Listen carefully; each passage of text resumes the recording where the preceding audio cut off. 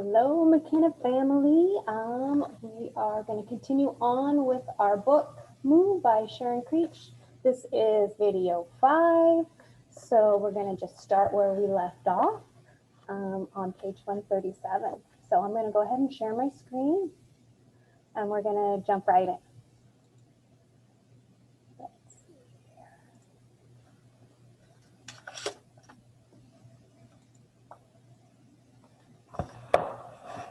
Okay, let me close this. Okay. Mucking about. I'm going to set my timer so I don't go over again.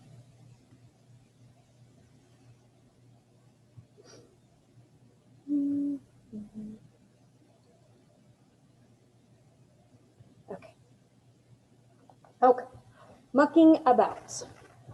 I was mucking out Zora's stall, scooping up manure patties and dumping them in the wheelbarrow. Manure patties, that is poop. Luke and Mrs. Fulala were sitting side by side on a hay bale with their notebooks open.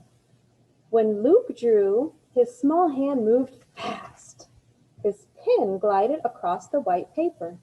When Mrs. Fulala drew, her gnarly hand crept slowly, so very slowly. For 3 days she had been drawing the head of a cow. At least that is what I thought she was drawing, but there was not enough of it to be sure. Luke's lines flowed smoothly. There was movement in the figures. Mrs. Fulala's lines were stiff. Maybe the cow was dead. Color. Along the roads, the lupines grew tall spheres of color, pink and white and blue, and beyond lay vast carpets of buttercups. And up and down the roads we rode our bikes. Hello, lupines. Hello, buttercups. Hello, Maine. We love you. So lupines are flowers. Bugs. What were these tiny black things that flew into your ears and eyes and slipped up your sleeves and down your socks and bit you? They were not mosquitoes. They were barely visible. But when the day was still, when the wind was calm, these tiny black bugs swarmed and bit. And then you itched. We were covered with red welts and we scratched all day long.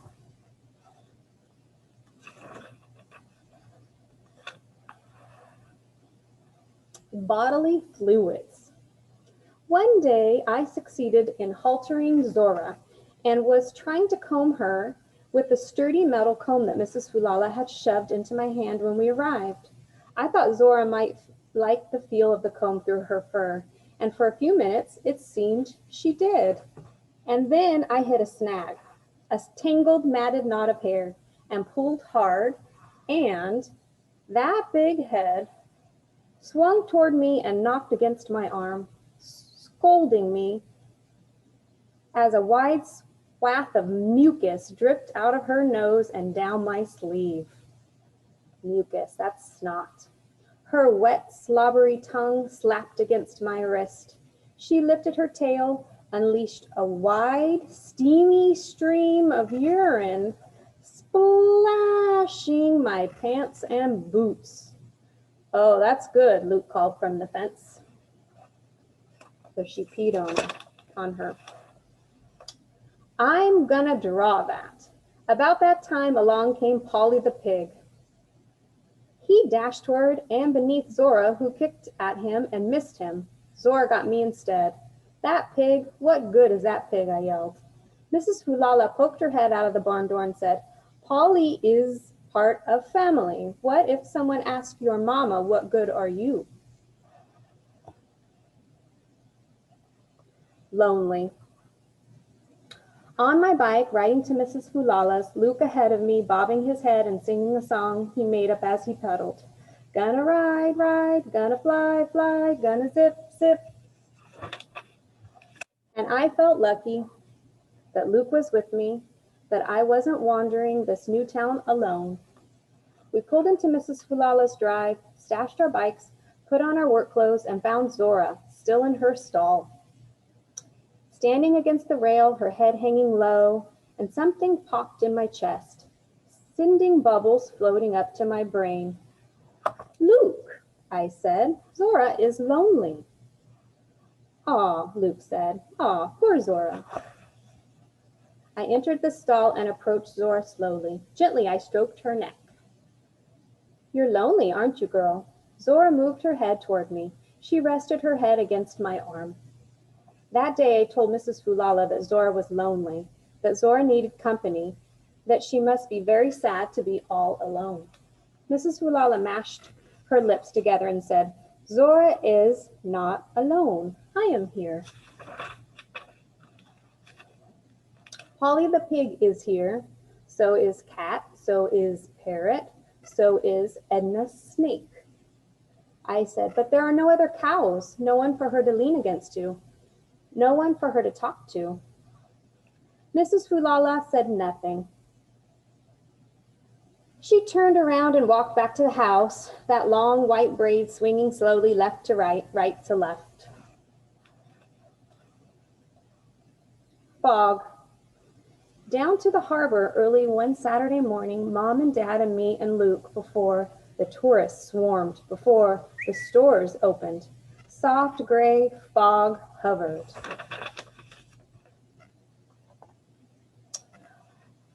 Over the water, masking the moored boats, we climbed down to the small stretch of beach. Seaweed and mussel shells splayed across the rocks. Fish smelled the salt air. Fish smell and salt air, mast creaks and rope jangles. And as we stood there, the fog rose slowly, surely, revealing first the hulls and then the masts of wooden vessels, their sails rolled into cocoons, and lobster boats wave rolling and red, blue, yellow buoys bobbing. My mother said, "Oh, did you ever see anything like that ever in your life?" And I was thinking that I never saw anything like everything I was seeing, never saw anything like those everythings ever in my life. Sometimes I had to close my eyes to rest them from all the new everythings pouring in. Dreams. At night, I dreamed of Zora, of her wide, furry body and her giant head and her huge black eyes. In the dreams, I combed her and talked with her, and she was warm and comforting. And I smelled the sawdust in her stall and felt the softness of her fur, and in the dream, she talked to me. She said, "Yes, I am lonely. Yes, I am." So I stroked her and combed her and told her that I would find her some company. Plans. I was nervous. I was very nervous, but I geared up my courage and talked first to Beat and Zep, and then to the owners of Birchmire Farm. I was afraid they would laugh at me, but they didn't. Of course, they said, she needs to be around other cows. Of course. They said I could bring Zora to their farm where there was plenty of room and plenty of other cows, as long as I took care of her. Zora comes from a long line of grand champions, Mr. Birch said. Did you know that? No, I did not. And she should show well as long as you can keep that temper of hers under control. Beat and Zep would help me train Zora, and they would train me too, so that I would know how to show Zora at a fair. A long line of grand champions. That sounded impressive, didn't it? It sounded like a perfect plan, right? A long line. Mrs. Fulala was not so excited about the plan. Move Zora, take my Zora? That is not happening. But she would have company, I said, lots and lots of company. Mrs. Hulala waved my words away with one hand. I am the company of Zora, Mrs. Hulala said. Me, and Edna, and Polly, and China, and Crockett, we are plenty company. Mrs. Hulala sat on the hay bale that had become her regular seat for drawing with Luke. Patting the bale next to her, she opened her notebook and looked up at Luke expectantly. But I persisted, look how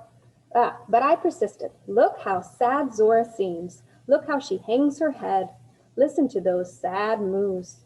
That is not sad hanging head, Mrs. Hulala snapped. Those are not sad moos. Those are normal cow moos and normal cow heads. I said, I hear Zora comes from a long line of grand champions. Mrs. Hulala clicked her tongue and snapped her pencil in her notebook. You want to see grand champion, she said. Go look in barn. Past the halters. Go on, you go look. Luke and I have drawing to do. Along a wooden rail at one end of the barn, near the halters and ropes, and rakes and shovels and buckets and barrels, hung a row of photos, the images clouded over with dust and cobwebs. With a rag, I cleared away the glass. In each was a beltie and a young woman holding a medallion and blue ribbon, grand champion. I looked closely at the woman and wondered if maybe they were all the same person, growing older. I returned to Mrs. Hulala and Luke, their heads bent over their notebooks. Yeah, that's you, isn't it? I said, in those photographs with the grand champions. That's you. Mrs. Hulala said, I lie down now. Abruptly, she stood and returned to the house, calling behind her, Don't take my Zora. A friend. When Beat and Zepp heard about Mrs. Hulala's refusal to move Zora to Birchmire Farm, Zepp offered to bring one of his own heifers to Mrs. Hulala's. To keep Zora company, Zepp said, to be an example for Zora. Beat chimed in, oh yes, you should see Yolanda, definitely Yolanda. Yolanda was smaller than Zora. Quiet and sweet, she didn't bump us or slobber on us or wag her tail at us. We were excited to tell Mrs. Hulala about this offer, so excited that we didn't wait until the next morning. We found Mrs. Hulala walking up her drive, trailed by China, the golden fat cat. We told her the news that Zepp had offered to bring Yolanda over to keep Zora company.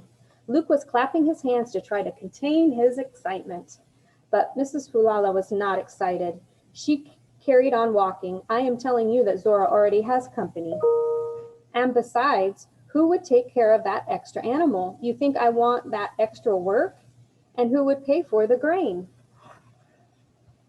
Luke and I stopped. We turned our bikes around, and then we heard a loud moo, and then more moo, moo, moo. Luke said, Zora is calling us, Rena. We can't just leave without saying hello. We left our bikes and walked up to the barn where we found Zora nudging her huge nose against the rail. Moo, moo. It was a friendly sound that day, and when we reached her, she leaned her head against my arm. Luke patted her side. There, there, he whispered. Don't be lonely, Zora. We are here. Mrs. Hulala came up behind us. Okay, okay, okay, she said. The friend cow can come, but only for a visit, only a week or two, and you have to take care of it. Are you hearing me? Yes, yes, we are hearing you. We stayed longer and cleaned out the bay and refilled the grain bin and led Zora out the pasture and hosed her off and combed her hair and told her about the new cow friend, Yolanda, who would come the next day. As we were leaving, Miss Hulala clicked her tongue and said, Polly will be jealous. The pig, Luke said. Why would Polly be jealous? Because he'll want a friend too, Miss Hulala said. She turned her back on us and swung the long braid left and right and disappeared into her house. All right, we're going to stop there.